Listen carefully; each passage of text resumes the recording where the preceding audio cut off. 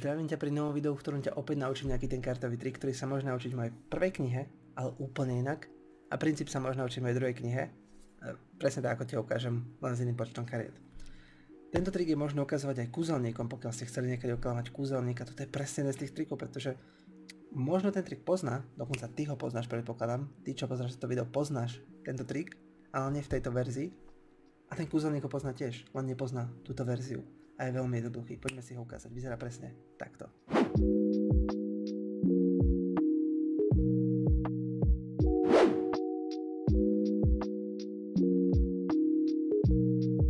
Fajn, predstavme si, že tu mám dvoch divákov, jeden sedí tu, druhý sedí tu, jeden z nich zamieša balíček kariet, môže ho zamiešať akýmkoľvek spôsobom. A druhý dostane kartu, žolíka, ktorého vloží niekde do balíčka obrázkom. Nahore, úplne jedno kde. Je to voľba. Teraz zapamätajú si jeden z nich kartu, ktorá je nad ním, druhý, ktorá je pod ním. Čiže tie karty rozhrniem, nebudem sa pozerať. A zapamätajú si kartu nad a pod žolíkom.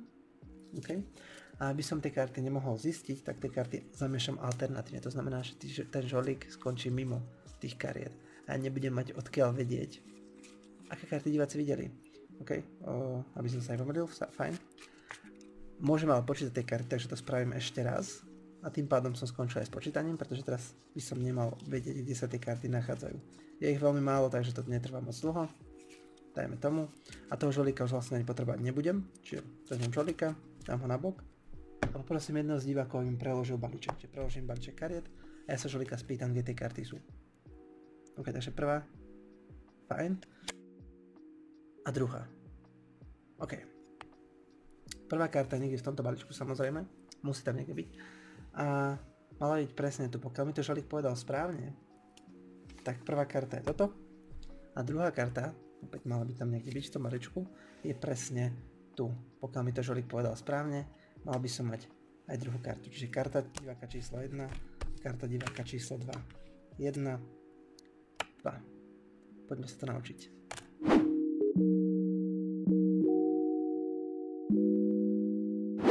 Predtým ako pôjdeme ďalej, vedel si, že som napísal dve knihy o kúzlach, čiže môže sa v tých knihách tie kúzla naučiť. Je to základy kartových kúzel a Matamágia, linky na tieto knihy nájdeš dole v popise.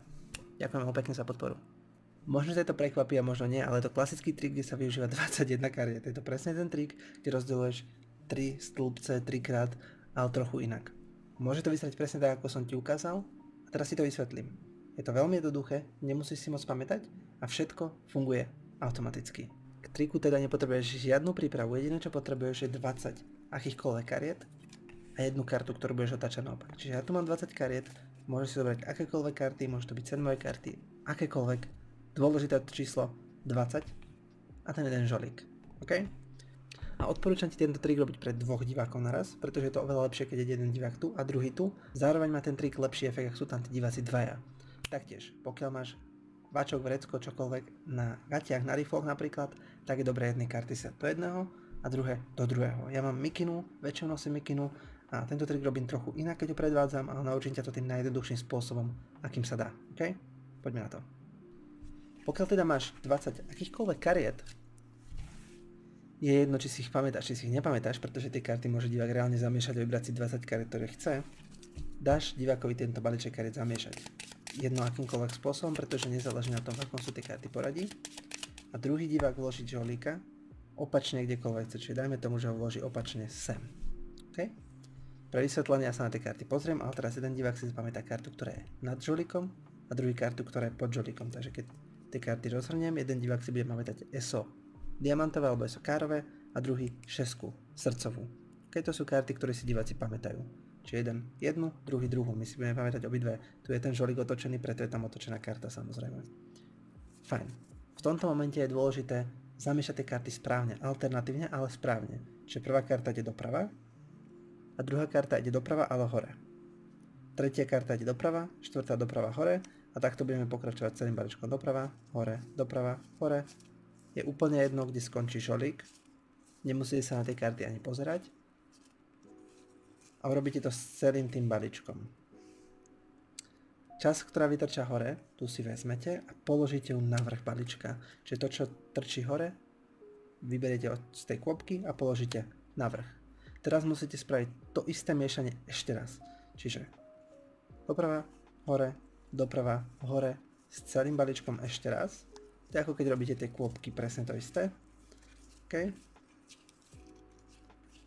Výborne. A opäť, tá časť, ktorá je hore, tú časť vezmete. Čiže všetky tie karty, ktoré sú hore, vezmem a dám ich na balíček. Toto je už takmer koniec triku, dostáva posledný krok, ktorý sa musíme naučiť. A to je nájsť žolika, ktorého už nebudeme potrebovať. Čiže nájdete toho žolika a preložíte tam, kde ten žolík je. Zoberiete karty, ktoré boli nad ním a dáte ich pod spodnú kôpku, čiže pod karty, ktoré boli pod ním. V tomto momente môžete toho žolíka dať na bok a povedať divákovi, nech preloží približne polovicu kariet. Prečo približne polovicu? Nemôže preložiť menej ako 5 kariet, OK? A viac ako 15 kariet. V tomto prípade áno. Čiže približne polovicu. Hop. Dajme tomu. Fajn, toto je vrchná časť kariet. V tejto vrchnej časti kariet sa prvá karta, čiže karta prvého diváka, nachádza ako 5. zhora. Keď budete sa tváriť počas toho, keď to preloží, budete sa tváriť, že ten žolík vám niečo hovorí, je absolútne jedno. Taktiež sa budete tváriť, že ten žolík niečo hovorí, je absolútne jedno. Iba sa budete, je to prezentácia. Čiže karta diváka číslo 1 je vo vrchnej časti, ktorá bola preložená zhora, 5. kartou zhora. Poďme sa pozrieť. 1, 2, 3, 4, 5. Esokárové. Môžete tie karty dokonca predtým ukázať, je to úplne jedno. Pretože sú zamiešané, čiže vy nemáte odkiaľ vedieť. Keď som si tie karty dával do vrecka počas predvádzania, jediné čo som urobil, bolo 1, 2, 3, 4, 5 v hlave a túto kartu som vytiahol nabok. Tieto zvyšné karty môžem kľudne otočiť a dať na stôl. Karta druhého diváka je v kôpke číslo 2. Vždycky to tak bude v tomto prípade. A tiež bude 5, ale nie z hora, ale zo spodu. Čiže poďme sa pozrieť. 1, 2, 3, 4, 5. 6 srdcová. Okay? Čiže to je karta druhého diváka opäť.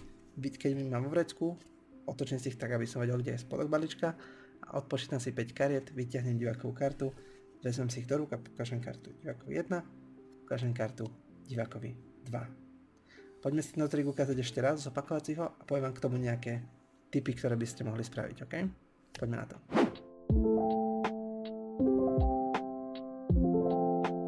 Poďme si trik zopakovať ešte raz aj s komentárom a celé to teda vyzerá takto. Divák 1 mieša balíček kariet.